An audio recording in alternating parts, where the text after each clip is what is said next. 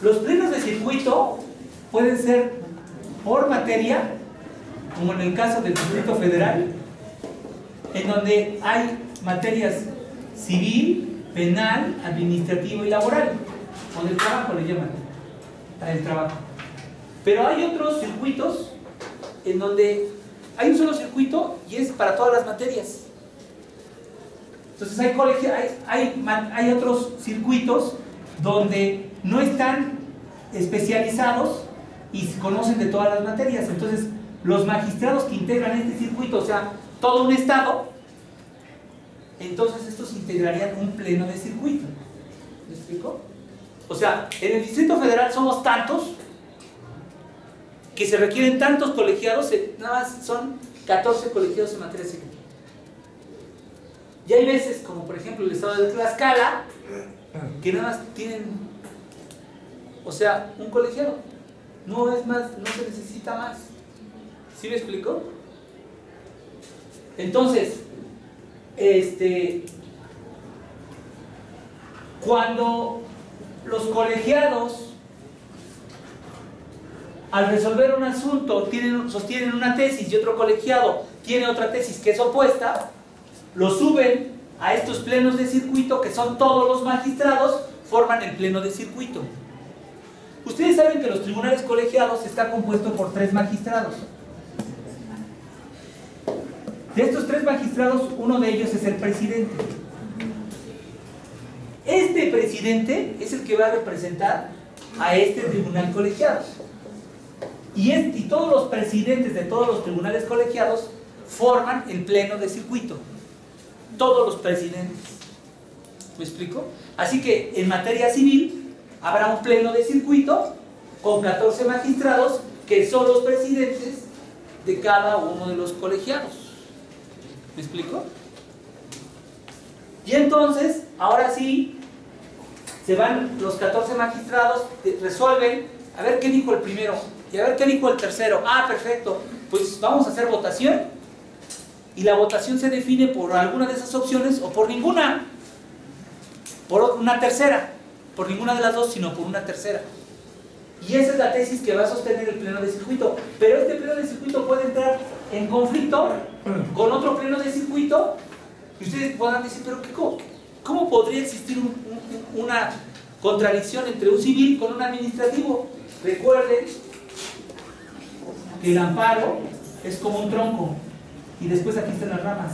Esta es la rama civil, esta es la rama administrativa, esta es la rama del trabajo y esta es la rama del penal. Pero aquí pueden haber normas comunes respecto de los cuales puede existir contradicción. Y al existir esta contradicción tiene que resolverse. Y antes lo resolvía la Suprema Corte, ahora lo resuelven los plenos de circuito. Bueno, lo dejamos aquí. Si tienen duda, nos vemos a la siguiente clase.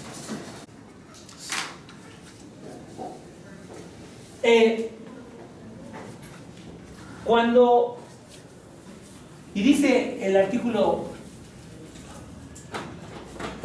constitucional que la demanda, tratándose de amparo directo, se presentará ante la autoridad responsable. Y aquí se presentará ante el juez o el tribunal unitario de circuito.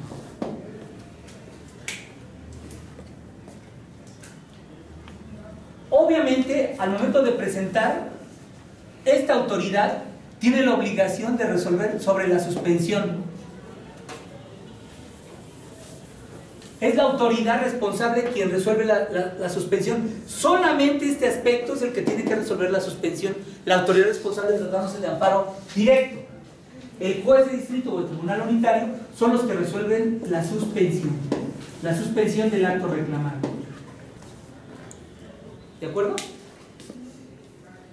Ahora bien, en el ejemplo que les puse del asunto de Juan y de Pedro, vimos que con respecto de Juan iba a concluir con una sentencia en el ejemplo y respecto de Pedro iba a terminar con una resolución que lo tuvo por desistido.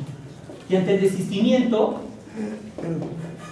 yo les preguntaba si esta es una resolución que pone fin al juicio. Respecto de Pedro, En realidad, respecto de Pedro, sí le puso fin al juicio porque se desistió.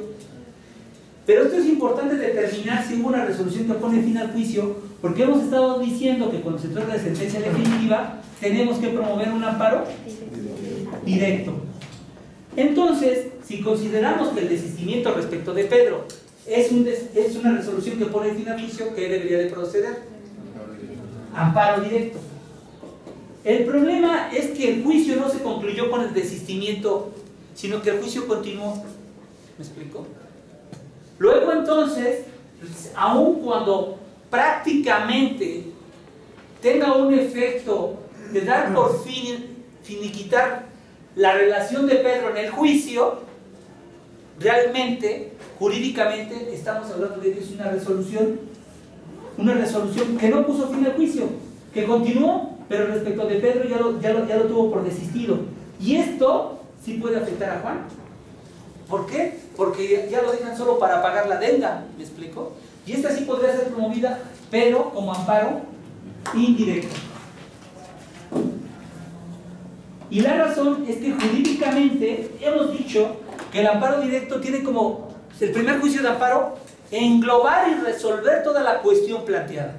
Y aquí no va a resolver toda la cuestión planteada, va a resolver una partecita del proceso. ¿Me explico?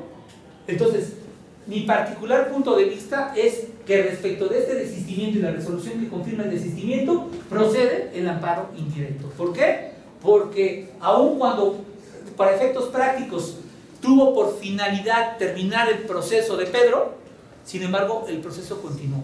En forma general, continuó. ¿Me explico?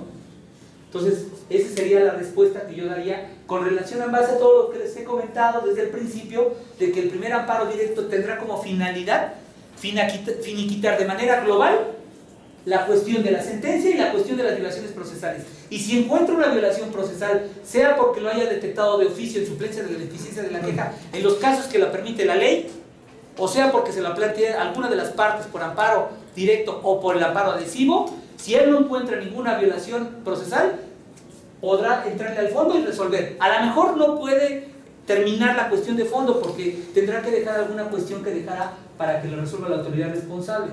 Pero la finalidad es que en el primer amparo directo que se promueva, se finiquite todas las cuestiones de violaciones procesales.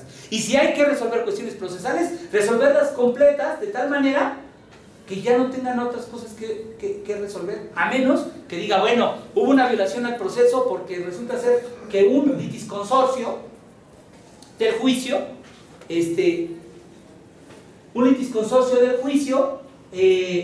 no fue llamado a juicio. Entonces, obviamente, se destruye todo el proceso y comenzamos desde la parte en donde está la contestación a la demanda y tendrá que reponerse las pruebas, los alegatos y la sentencia. Luego, entonces, vuelve a haber posibilidad de que existan violaciones al procedimiento que tendrá que volver a analizar el colegiado. Entonces, respecto de cómo es el trámite en amparo directo, la Constitución solamente dice, esto lo va a resolver la ley. Pero respecto del amparo indirecto, dice que además de que se presente la demanda, ante una de estas dos posibilidades, tiene que, ya la ley orgánica como la ley de amparo, pues vemos las diferentes competencias para conocer de un amparo indirecto, por cuestión de materia, pero también por cuestión de territorio, ¿no? ¿Cómo sería por cuestión de territorio? Bueno, la misma Constitución dice que es juez competente por cuestión territorial. El juez, no, ya no se refiere hacia el acto. Dice, bueno, perdón, ya no se refiere hacia, bueno, mejor no voy a decir lo que se refiere, más no lo que se refiere. Dice que es juez competente en donde el acto reclamado se haya ejecutado, trate de ejecutarse o se esté ejecutando.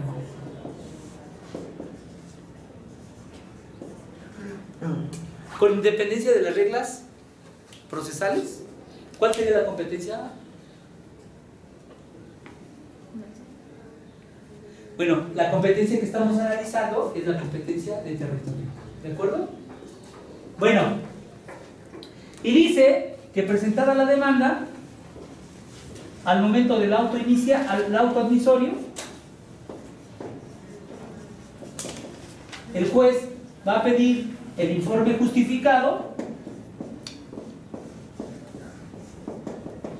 va a fijar fecha para la audiencia constitucional y dice que en esta audiencia constitucional se van a recibir las pruebas y se va a dictar la sentencia.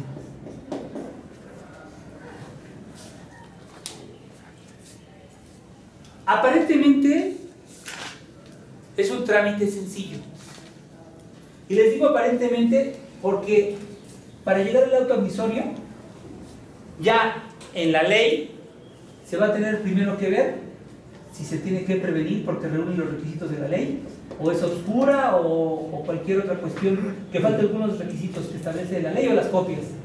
Y después en el auto se puede admitir y después ver si hay incompetencia, y después si hay impedimento, y después si se puede desechar, y si no pasa de esto, puede hacer la admisión. Todas estas cosas de prevención, incompetencia, impedimento, desechada y admisión, lo vamos a ver cuando veamos la ley de amparo. Lo único que dice la Constitución es, al momento de que se admita la demanda, se requerirá el informe justificado, se fijará fecha para la audiencia, en donde se reciban las pruebas y se dicte la sentencia. De ahí que encontramos algo complejo.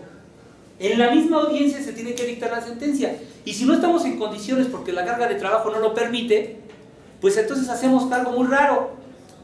Decimos al momento del inicio de la audiencia, llevamos a cabo la audiencia, recibimos las pruebas, los alegatos, y hasta ahí dejamos si hubo pedimento del Ministerio Público, porque aquí dice que también se le dará vista al Ministerio Público, quien podrá intervenir, o sea, siempre se le va a tener que dar intervención, pero podrá promover cuando tenga un interés público, cuando existe un interés público.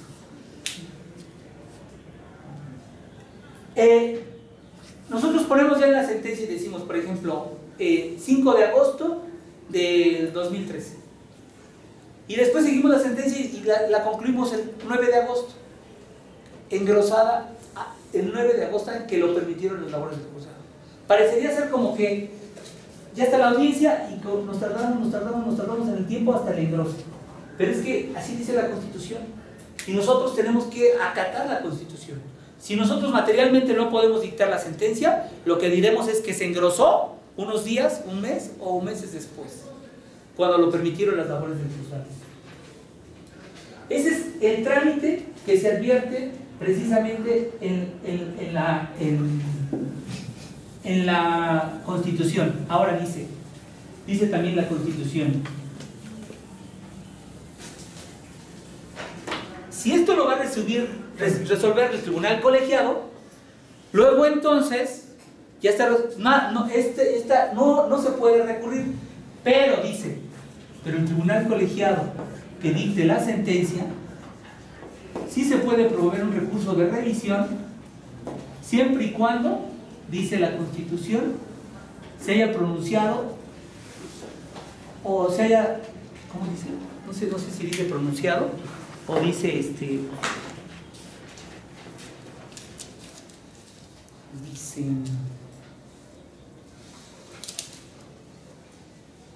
la fracción 11 del 107. La demanda de amparo directo se presentará ante la autoridad responsable. ¿Ya se los dije? Sí. Decidirá sobre la suspensión. ¿Ya se los dije? Sí. En los demás casos de la demanda se presentará ante juzgados de distrito o tribunales unitarios. Ya se los dije.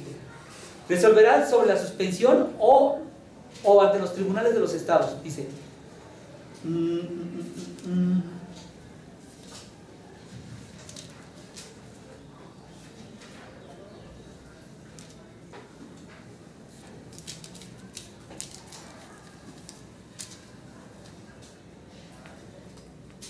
Dice la fracción 9. En materia de amparo directo procede el recurso de revisión en contra de las sentencias que resuelvan sobre la constitucionalidad,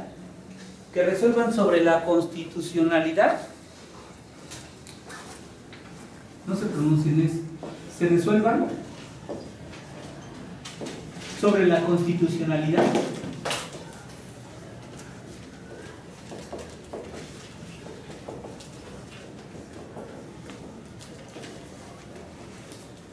dice, de normas generales,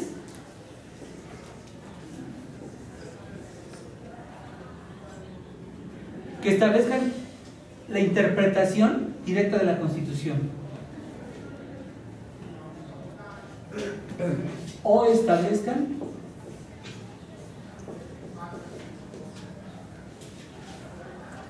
la interpretación directa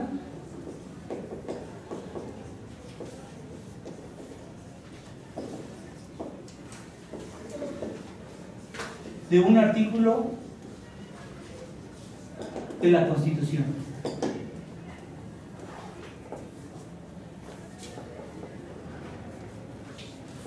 Dice, omitan decidir esas cuestiones siempre que fijen su criterio, siempre que fije un criterio de importancia y trascendencia. O sea, aparte de esto, tiene que existir un criterio, que fijen un criterio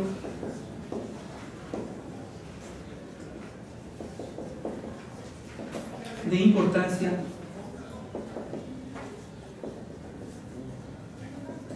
y trascendencia.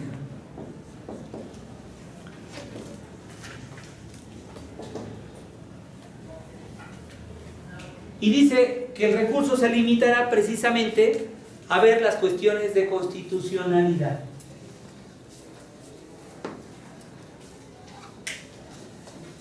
O sea, en términos generales, podemos decir que las sentencias dictadas por los tribunales judiciales casi son irrecurribles, salvo que resuelvan sobre la constitucionalidad de una norma general.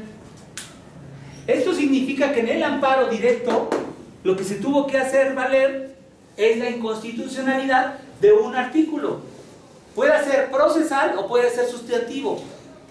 Puede reclamar la inconstitucionalidad del Código de Procedimientos Civiles o el Código Civil, un artículo del Código Civil, o tratándose de penal, del Código Penal o del Código de Procedimientos Penales, o tratándose de materia laboral, la Ley Federal del Trabajo. ¿Sí me explico? O sea, quiere decir que no todas las sentencias, una vez que no tocan estos dos temas sobre la constitucionalidad de las normas o establezcan la interpretación directa de un artículo de la Constitución, estas sentencias son irrecurribles.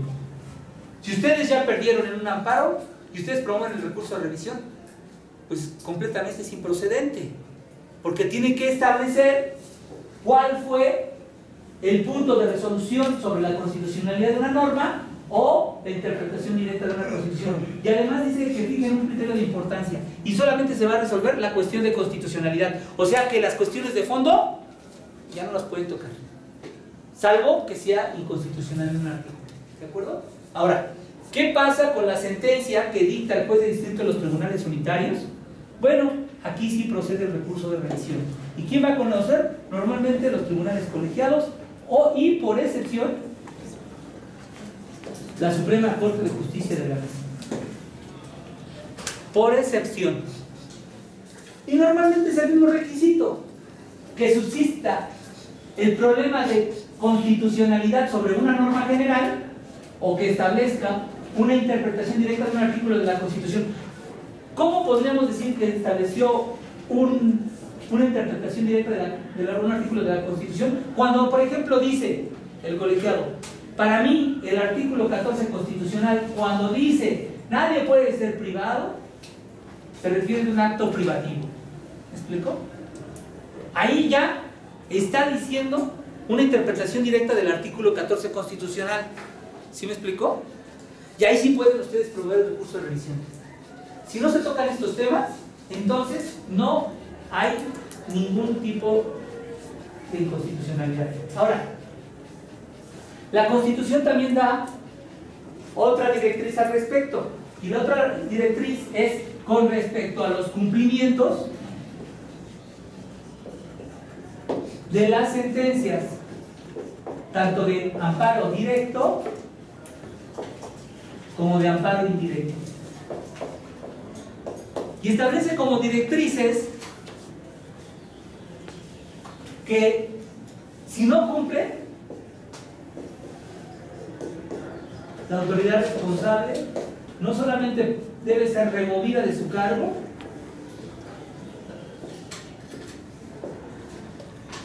sino que además tiene responsabilidad. responsabilidad penal, ¿no?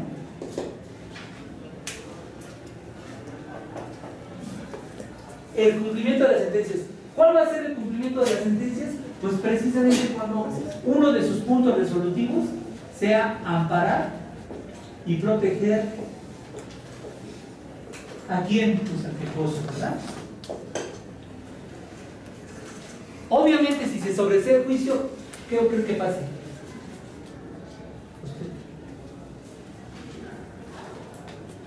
Sobresee el juicio en el amparo, pues ya no procedería.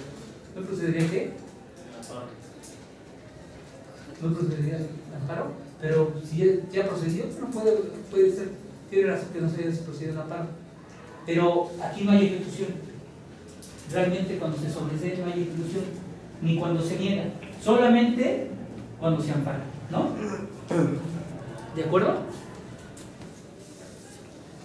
Entonces, esas son las directrices. Ahora, un otro de las directrices que da el artículo 107 constitucional dice: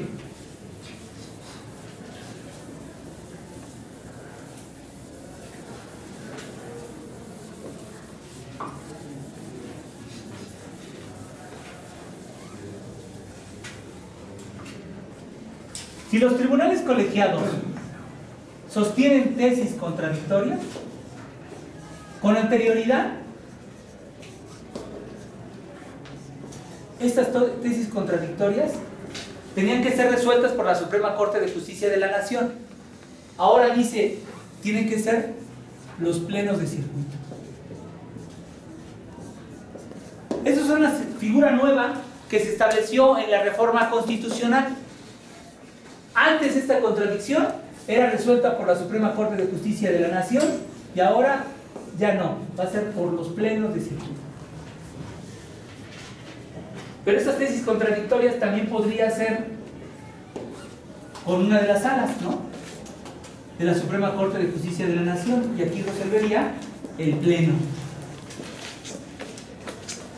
Los plenos de circuito, nada más como algo muy rápido y muy sencillo, es, en el Distrito Federal ustedes saben que hay colegiados en materia civil, en materia penal, en materia laboral y en materia administrativa.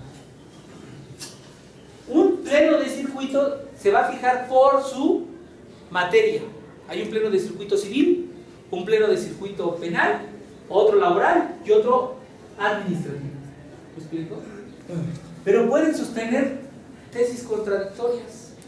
Cuando ya esta tesis es contradictoria con el pleno de circuito, contra otro pleno de circuito, sería la Suprema Corte de Justicia quien resolverá.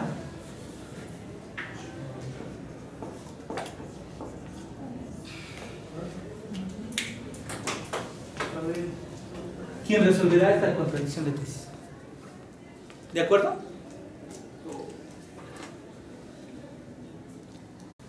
Sí. Actos después de concluidos necesariamente tienen que partir de que exista una condena. Al existir una condena, esta condena puede ser de muchas especies. ¿Cómo podría ser? Bueno, por ejemplo, un juicio de arrendamiento sería el lanzamiento, las rentas, las penas convencionales, las costas. Si nosotros promovemos el amparo desde que se hace el incidente de liquidación de rentas, desde su auto admisorio, lo que estamos haciendo es entorpecer el procedimiento. Por eso es que se llega a la conclusión que será la resolución que resuelva después de los recursos del incidente de liquidación, la que sería motivo de amparo indirecto. Lo mismo sería para lo mismo, para la pena convencional, el incidente de liquidación de la pena convencional. Y lo mismo para el incidente de liquidación de costas. Les puse en arrendamiento, pero ustedes agarran una sentencia definitiva, y la sentencia definitiva va a tener resolutivos. Estos resolutivos, cada uno de los resolutivos, a veces requiere de un trámite para realizar su plena ejecución, y a veces se requiere nada más ningún trámite, sino simplemente la ejecución. Por ejemplo, el lanzamiento. Ya está deducido en el juicio que el otro va a tener que ser lanzado. ¿Me explico? No se necesita hacer un incidente de liquidación de lanzamiento. No, ¿cómo? Si ya se ordenó láncese, pues se tienen que lanzar. ¿Me explico? Entonces, aquí el lanzamiento procedería inmediatamente el amparo indirecto, pero ¿hasta qué? Hasta que ya se haya ejecutado. Estas cuestiones las vamos a ver cuando veamos esta parte al momento de realizar el amparo indirecto. Y lo que les dije ayer, que esto era más complicado explicarles que esto de actos dentro del juicio. ¿De acuerdo? Pero eso lo tendríamos que ver ya cuando veamos el amparo de acuerdo a la ley de amparo. Se los puedo explicar, pero no terminaría el artículo 107 constitucional. Quiero terminar las directrices del artículo 107 constitucional para que después pasemos completamente cada uno de los aspectos de la ley. ¿De acuerdo? Pero ahorita basta con esto para los dos que tenían esta duda de esto de resolverlo. ¿Sí le quedó claro o no? Sí. Bueno. Entonces, el mismo artículo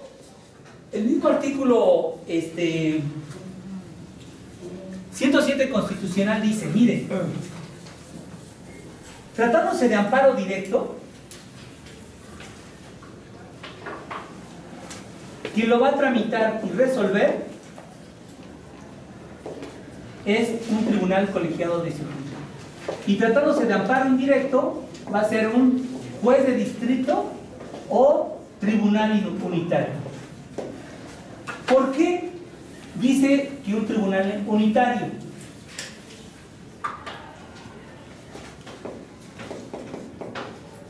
Cuando les recomendé esta lectura del Poder Judicial de la Federación para los Jóvenes, se explica la existencia del tribunal unitario.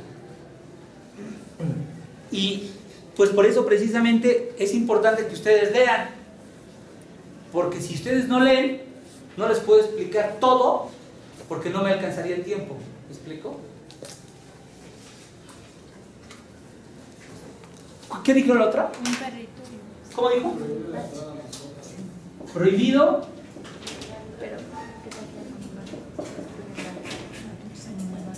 La entrada a mascotas. ¿De acuerdo? Entonces llega un gato y dice, chispas, prohibido la entrada a mascotas, ya no puedo entrar. Está mal la norma, ¿no? Porque las mascotas no van a leer el letrero, ¿o no? Va un perro y dice, prohibido la entrada de mascotas. O sea, ¿están de acuerdo que esa norma está mal? ¿Sí o no?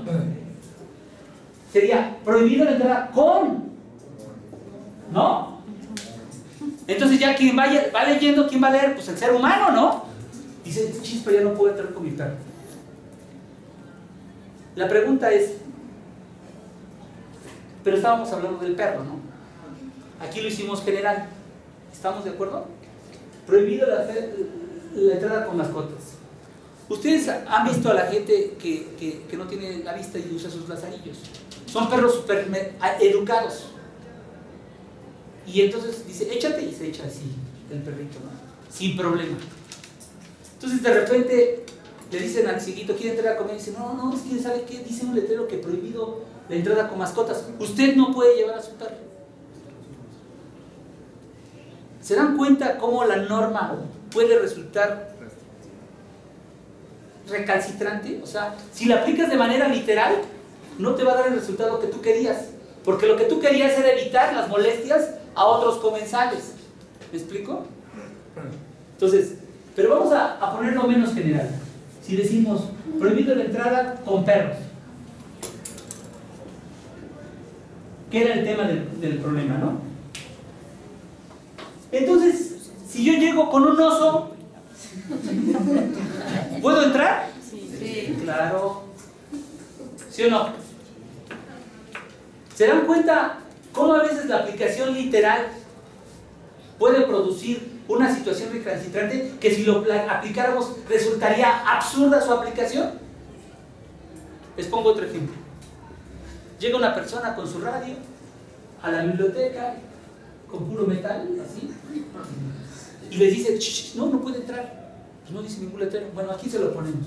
Se prohíbe la entrada con radios. Y si llega con su televisión, ¿sí puede entrar o no puede entrar? Pues sí. Y entonces el otro día llega con su televisión, pero viendo sus videos. No puede entrar, oiga, dicen que por radios. No, pues con todo aparatos electrónicos, ¿no? Imagínense que llega una mujer a hacer el aseo antes de que entren los alumnos a clases. Chispa, si yo quería ponerla, qué buena antes de hacer el... y no puedo entrar. ¿No les parece absurdo que a las 6 de la mañana la señora no puede entrar a hacer el aseo porque dice que no puede entrar con sus aparatos electrónicos? ¿Sí me explico? Hay situaciones que aparecen recalcitrantes si lo aplicamos de manera literal. Una forma de poder hacer esta interpretación es a través de buscar la razón subyacente.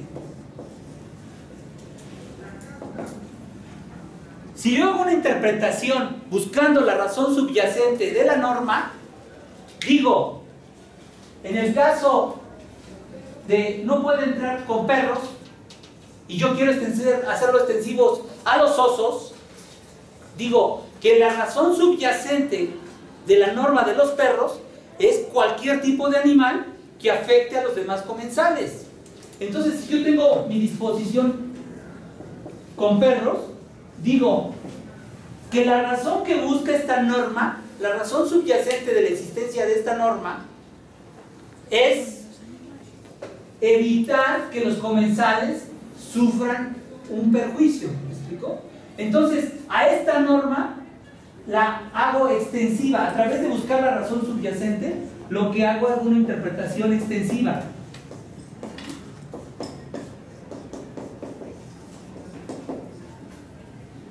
Y digo, como la razón subyacente es molestar a los comensales, esta misma razón subsiste para los osos. ¿Estamos de acuerdo? Ahora, si nuestra norma dijera con mascotas y llegara la persona con el perro lazarillo que no le molesta, lo que tendríamos que hacer es una interpretación restrictiva. Restrictiva. Y decimos, como la razón que busco es evitar afectar a los comensales y el perro del señor que carece de vista no afecta a los demás comensales, luego entonces puede entrar haciendo una interpretación restrictiva la persona que carece de vista con su perro lazarillo. ¿Sí me explico? Por eso yo les decía que la Constitución y la ley de amparo habla de que el amparo adhesivo solamente puede ser por amparo directo, pero podrían hacerlo a través de la razón subyacente, buscar que esta interpretación hacerla extensiva al amparo indirecto. Esto les estoy hablando del futuro, porque apenas la ley fue de este año. Estamos hablando de abril, mayo, junio, julio, agosto, 4 meses. Y estamos teniendo una nueva ley. Y los jueces y magistrados estamos haciendo la interpretación de esta nueva ley para buscarle el verdadero sentido a la ley. Si yo me tocara resolver esto, yo ya le deseché. ¿Y cómo le deseché a esta persona? A través de un argumento, de una interpretación literal. No necesitaba más para poder yo negarle la petición, porque nosotros como jueces tenemos que dar un fundamento y unas razones. Hay que motivar. Y mi motivación es la Constitución y la ley no prevén el amparo adhesivo, luego entonces yo te lo desecho. ¿Me explico? Pero si él me tratara de hacer un contraargumento diciendo que atendiendo a la razón subyacente me pide que haga una interpretación extensiva, entonces yo tendría que elaborar una mayor argumentación para sostener lo que estoy diciendo o cambiar de opinión. Yo lo que haría, si me lo plantearan, es seguir manteniendo mi propia interpretación literal. ¿Por qué razón? La razón subyacente que yo advierto del amparo adhesivo que se haga en el primer juicio de amparo es porque el objetivo del amparo directo es no solamente ver las violaciones que se dieron en el fondo, las violaciones que se hayan cometido en la sentencia definitiva, sino las demás violaciones que se hubieran cometido durante el procedimiento que afectaban a puros derechos procesales, que al final de cuentas trascendieron al resultado del fallo y afectaron las defensas del quejoso. ¿Sí me explico? ¿Se acuerdan que ayer vimos que no solamente basta tener una violación procesal, sino que es necesario además que le afecte directamente al quejoso y que haya resultado y trascendido al resultado del fallo? ¿Me explico? Como quien dice, este amparo es como un amparo global. Va a ver las violaciones que se cometieron en la sentencia y en el procedimiento. Lo va a revisar completo. Situación que no se da en el amparo indirecto. ¿Por qué? Porque en el amparo indirecto vamos viendo pedacitos de este proceso. Vemos el pedacito de actos de fuera de juicio, vemos el pedacito de actos dentro de juicio que afecta un derecho sustantivo, vemos los pedacitos después de concluido, pero no tiene esta generalidad. La existencia y la razón subyacente del amparo adhesivo es precisamente en un primer amparo resolver todas las cuestiones para sentar las bases de que al siguiente se acabe o en ese mismo juicio. Porque lo que se trataba era de evitar amparos rebote. ¿Me explico? Entonces, a través de yo analizar la razón subyacente, llegaría a la misma conclusión con una interpretación literal. No es caprichosa, sino que yo no advierto, por lo menos en este momento, alguna otra razón que me llevara a hacer extensivo el amparo adhesivo al amparo indirecto. ¿Sí me explico? ¿No tiene ninguna duda? Bueno, esto de la interpretación a través de la razón subyacente es parte de la argumentación, ¿no? Y esto les va a servir en su vida profesional. A mí me ha servido bastante.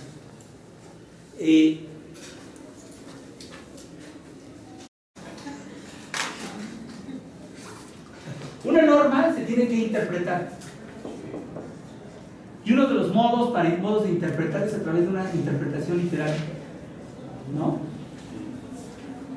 Pero los que se dedican a la argumentación jurídica han investigado que además de las interpretaciones literal, ontológica, teleológica, sistemática, etcétera, etcétera, etcétera, hay otro tipo de interpretación de una norma.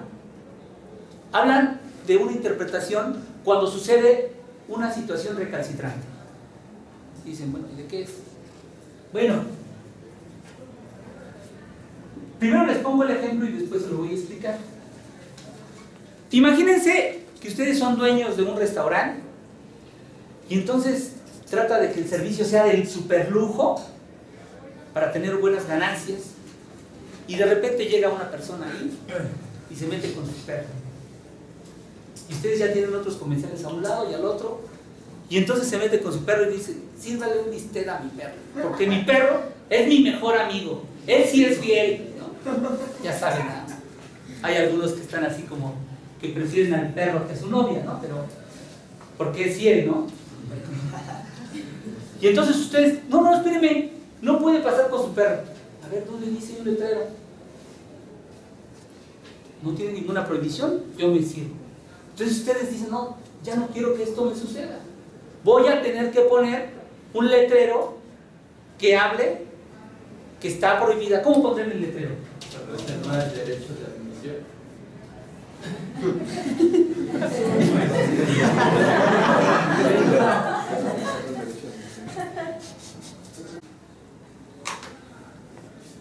Entonces, por eso es importante lo que decíamos del amparo adhesivo. ¿Se acuerdan de que hablamos ayer del amparo adhesivo? Este amparo adhesivo, dijimos que solamente se puede promover ¿En amparo directo o indirecto? Directo. Directo, solamente. Ustedes me pueden decir, ¿y cuál es su base? Bueno, la Constitución dice que tratándose de amparo directo solamente procede el amparo adhesivo. Y si ustedes se van a la ley de amparo, solamente está reglamentado el amparo adhesivo en amparo directo. Hay mucha gente que promueve el amparo adhesivo en amparo indirecto. Y les digo, con la pena, no has leído bien la Constitución, no has leído bien la ley de amparo, te la desecho. ¿Me explico?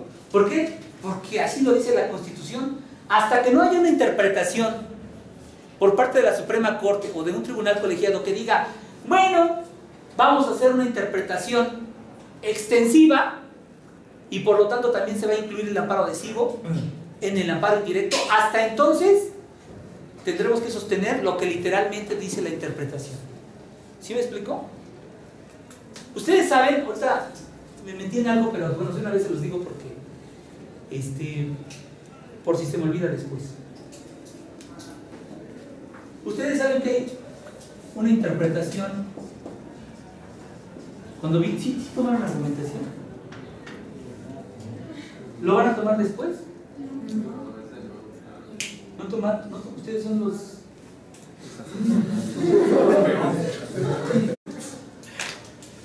Dijimos que aquí son actos dentro de juicio. Y dijimos que esto son actos antes de juicio. Pero de acuerdo a la Constitución, le llama fuera de juicio. ¿De acuerdo? Y aquí son actos que si hay sentencia condenatoria, necesariamente va a haber un después de concluido. ¿De acuerdo?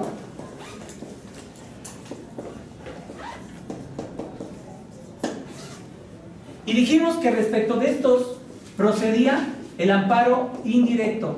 Y respecto de estos, depende. Y respecto de estos, el juicio de amparo indirecto. ¿Por qué dijimos que depende de los actos dentro de juicio? Porque dijimos que si además de afectar un derecho adjetivo o procesal, si quieren llámenle procesal para no confundirse, además afectan derechos sustantivos, esto es igual a amparo indirecto. ¿Estamos de acuerdo? Cualquier tipo de actos que se vayan dando que no tengan una afectación a derechos sustantivos, sino que solamente tenga afectación a derechos procesales, estos van a ser reclamados como violaciones procesales. La Constitución en una parte le dice violaciones procesales y en otra parte le dice violaciones a las leyes del procedimiento. Violación a las leyes del procedimiento.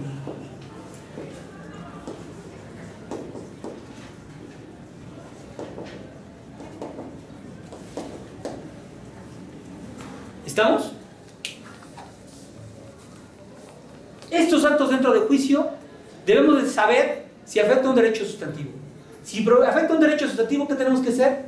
Inmediatamente que se da, tenemos 15 días para promover el amparo indirecto. Si no afecta un derecho sustantivo, sino solamente derechos procesales, lo que tenemos que hacer es agotar los recursos ordinarios que tengan como consecuencia modificar o revocar estas violaciones. Si conseguimos esta revocación, esta modificación, ya no tenemos qué necesidad de promover el amparo. ¿Estamos? Pero si no lo conseguimos, tendremos que hacerlo como una violación procesal cuando se promueva el amparo directo. ¿Pero cuál? El primer amparo directo. ¿De acuerdo? ¿Se acuerdan que comentamos esto?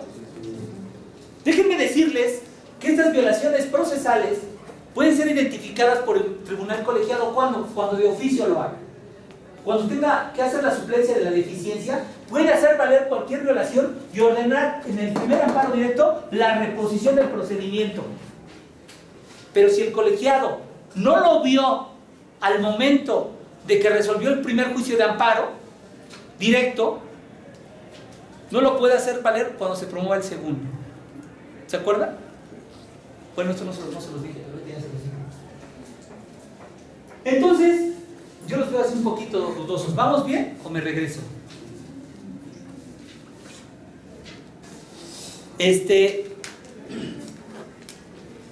Entonces, estas son las directrices que nos dice para la suspensión del acto reclamado. Y dice, si esta suspensión pudiera afectar al tercero interesado, entonces se deberá de otorgar una garantía. ¿Qué va a garantizar? Pues precisamente los daños y perjuicios que pudiera sufrir ¿quién? Pues el tercero interesado. Y también constitucionalmente establece que si hay una garantía, se puede otorgar una contragarantía. Los requisitos de la garantía y de la contragarantía lo vamos a analizar ¿en cuándo? Cuando analicemos la ley de amparo. Recuerden, hoy estamos viendo las bases y directrices constitucionales. Les digo esto porque para decir, oiga, pero ¿cómo ya está dando todo el curso en una semana? No, simplemente estoy analizando todas las bases constitucionales para que ustedes puedan entender que lo vamos a ver al momento de estudiar la ley de amparo, la nueva ley de amparo. Son los únicos datos que da el artículo 100, las únicas directrices que da el artículo 107 con relación a la suspensión. Ahora, también el artículo 107 establece de manera muy general cómo se puede llevar a cabo el amparo directo, el amparo indirecto y la suspensión en ambos casos. Y por eso ahora es el tema que vamos a analizar. El trámite que de acuerdo a la Constitución establece para ambos casos. Para esto nos va a servir el cuadro que hicimos el día de ayer. ¿Se acuerdan que dijimos que el juicio comienza con la presentación a la demanda y concluye con la sentencia definitiva o laudo o resolución que pone fin al juicio?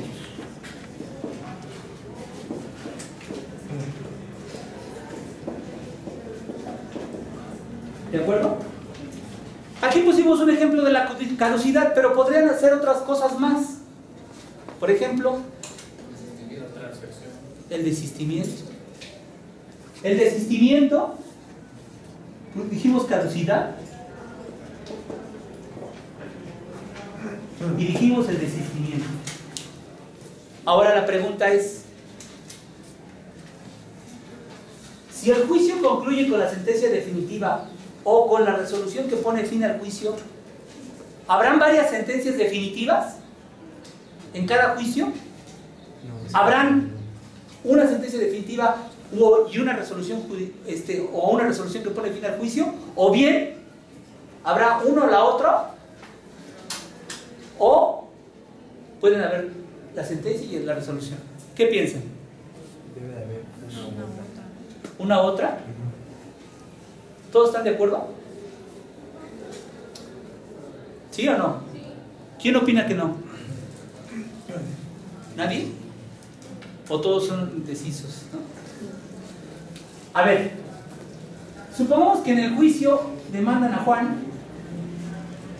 y demandan como aval en un juicio ejecutivo mercantil y demandan a Pedro. Pero Pedro, que es el deudor principal, no tiene bienes. Van con Juan y ahí está una casa en Las Lomas, ¿no? Un Lamborghini en la puerta, una Suburban que va entrando, y llegan y dicen: ¿el señor Juan? Sí, soy yo. Le embargo el Lamborghini y le embargo la Suburban. Oye, pero ¿y el pagaré por cuánto? Es por 10,000 pesos, pero pues los intereses pueden ser se pueden ir generando mucho, ¿no? ¿Puede o no puede hacerlo? Sí, pero no exacto. Bueno, pueden hacer el embargo, ¿no? Se puede trabar, ¿estamos de acuerdo? Y entonces dice: ¿para qué estoy con Pedro? Va Pedro y va a Tepito y resulta ser, y Pedro, pues ahí vive en la vecindad. Ahí en la vecindad, no, afuera de la vecindad. Ese pordiosero que está ahí parado, ese es.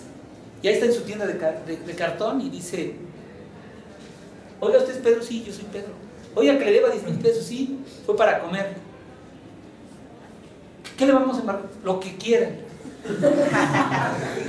Y el otro dice, no le embargo nada. ¿Me explico? Dice el otro, no, pues ¿para qué me estoy haciendo bolas? Perdón, para efectos de la grabación. ¿Para qué me complico el juicio? Lo que hago es desistirme de Pedro. ¿No puedo hacerlo? Y continúo sobre Juan. Este desistimiento respecto de Pedro, ¿será una resolución que pone fin al juicio? No. ¿Respecto de Pedro? Sí. Bueno, ¿sí o no? Sí. Bueno, a ver, ¿cuántos sí? Alcen la mano. ¿Y cuántos no? A ver, ¿quién de ustedes los no me da los argumentos? Yo creo que no, porque hay el juicio se entabló respecto de una obligación que se contrajo y no importa que él sea el deudor, existen más deudores. Entonces él se dejó de tener como demandado, nada más. ¿Y respecto de Pedro no concluyó el juicio? No concluyó, el juicio sigue. A ver, ¿quién dice lo contrario? A ver. Pues concluye, al momento de desistirse de la demanda, yo siento que sobre Pedro, ella está quitando su acción que había ejercitado sobre él.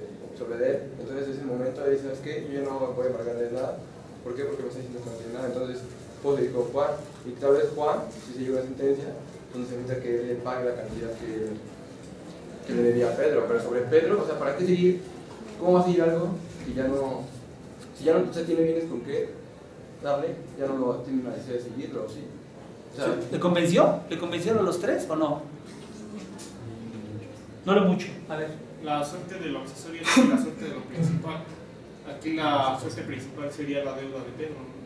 Pero es juicio ejecutivo mercantil. A ver. Bueno, según el procedimiento tendría que ir primero contra los bienes de Pedro, que es el deudor principal. En caso de que ese sea insolvente, se declare insolvente, pasaría con el aval, que sería Juan. No puedes escoger cualquiera de los dos. A ver, él dice que cualquiera de los dos. ¿Usted? ¿Quién dice? Es un juicio ejecutivo mercantil. No lleva orden. ¿Y saben por qué les puse el juicio ejecutivo mercantil? ¿Ustedes saben lo que es orden? Y expulsión. ¿Sí? ¿Sí lo saben? En un juicio ejecutivo mercantil puede hacer valer. No, eso no existe, todos son deudores por igual. Todos son deudores. Son deudores. Todos son deudores, ¿no? ¿Se le puede reclamar toda la cantidad a Juan? ¿O se le puede reclamar toda la cantidad a Pedro? Pero Pedro no tiene nada. ¿Y se van con Juan? ¿Se puede desistir de Pedro? Sí. ¿Puede continuar el juicio con Juan? ¿Puede haber sentencia condenatoria de Juan? Sí. Entonces, respecto de Pedro, ¿hubo una resolución que le puso fin al juicio? Bueno, a ver. Ayer todos se decían, ahorita les dije, ¿tienen dudas? Y dijo, ninguna. Y ahorita ya les pongo los casos concretos y no, pues sí, no, pues no, pues no, pues quién sabe, yo mejor no me meto. Algunos dicen, yo mejor ni me meto, no digo nada porque después me van a decir, mira, ¿qué opinión dio en clase? ¿Te das cuenta? Entonces, ¿qué pasa aquí? Déjenme decirle que este problema se viene por lo siguiente, porque dijimos que contra la sentencia definitiva puede promover el amparo directo. Contra la resolución que pone fin al juicio, ¿qué puede hacer? Amparo directo. Pero respecto de Juan, concluyó, es una resolución que... Primero vamos a definir qué es sentencia definitiva. Es sentencia definitiva la que resuelve el fondo de la controversia. El desistimiento no resolvió el fondo de la controversia, pero sí lo dio por concluido respecto de Pedro. Entonces, la pregunta es, ¿habrá resolución que pone fin al juicio? No se preocupen, es pregunta de examen, así que tienen tiempo para pensar. Vamos a seguir. Aquí estamos viendo entonces las directrices que establece el artículo 103 y 107 constitucional sobre el juicio de amparo. Y el día de ayer estábamos viendo que la Constitución, en el artículo 107 constitucional, prevé la suspensión del acto reclamado. Les decía que con anterioridad el artículo 107 constitucional exigía que pudiera atenderse a la naturaleza de la violación alegada. Y les decía que este párrafo que estaba con anterioridad nos permitía nosotros calificar las suspensiones dependiendo de esta naturaleza. Y por eso les decía que tratándose de actos consumados o tratándose de actos negativos o tratándose de actos declarativos, no procedía a la suspensión del acto reclamado. Y la razón es precisamente que si un acto ya está consumado, pues no lo podemos paralizar. Y si es un acto negativo, no le podemos dar el efecto de restituir al quejoso en el pleno goce de sus garantías violadas, porque ese es el efecto que tratamos de obtener a través de la sentencia de amparo. Y en un acto declarativo, si no hay ejecución, ¿qué vamos a suspender? Porque lo que se trata es precisamente de suspender la ejecución del acto reclamado. ¿Me explico? Eso es lo importante que podamos entender, que la suspensión es para detener la ejecución del acto reclamado. Pero si el acto ya está ejecutado en su totalidad, ya no hay materia para poder prever la suspensión, ¿no? Ahora no dice la naturaleza de la violación alegada. El artículo 107 constitucional prevé que dependiendo que se tiene que hacer un análisis de ponderación entre la apariencia del buen derecho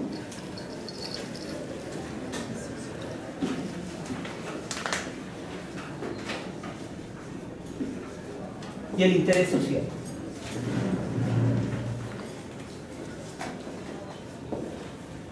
Déjenme decirles que esto no es algo nuevo, novedoso. Nosotros como juzgadores de distrito y magistrados colegiados y Suprema Corte ya habíamos visto que era necesario al momento de resolver sobre la suspensión hacer un análisis sobre la apariencia del buen derecho. Pero el otro término que utilizábamos es la apariencia del buen derecho y el peligro en la demora. ¿Por qué? Porque la suspensión en realidad se trata de una medida cautelar. Pero esta medida cautelar es con referencia al juicio de amparo. ¿Me explico? Todas las medidas cautelares que ustedes quieran tienen que atenderse a la apariencia del buen derecho y el peligro en la demora. Cuando ustedes piden una medida cautelar ante un asunto civil, tendrán que demostrar que tienen un aparente buen derecho y tienen que demostrar el peligro en la demora. Uno de las medidas cautelares que en materia civil se permite es precisamente el embargo precautorio, ¿no? Dicen, oye, si me tardo más, este señor se va a esfumar y no voy a tener oportunidad de embargarle un bien con el cual yo pueda lograr la ejecución. Entonces, nosotros, a través de analizar la suspensión, veíamos esta apariencia del buen derecho, que era un análisis somero de que tuviera algo que pudiera permitirle un interés suspensional para concederle la suspensión. ¿Me explico? Y el peligro en la demora. Aquí la Constitución dice, no, un momento, lo que tú tienes que hacer es ponderar. De un lado pones la balanza, la apariencia del buen derecho, y el otro lado, el interés social. ¿Por qué? Porque si una medida afecta al interés social, tú tienes que negar el amparo, a pesar de que tenga el buen derecho. Apariencia del buen derecho. ¿Me explico? Esto, el interés social es un término indeterminado. No está conceptualizado ni en la ley, ni tampoco en la Constitución. Sin embargo, al momento de que veamos la suspensión, dice en qué casos se afecta el interés social. ¿De acuerdo? Entonces, ahorita basta. Recuerden que lo que estamos viendo son las directrices que establecen, las bases constitucionales que están estableciendo para el juicio de amparo. Esto significa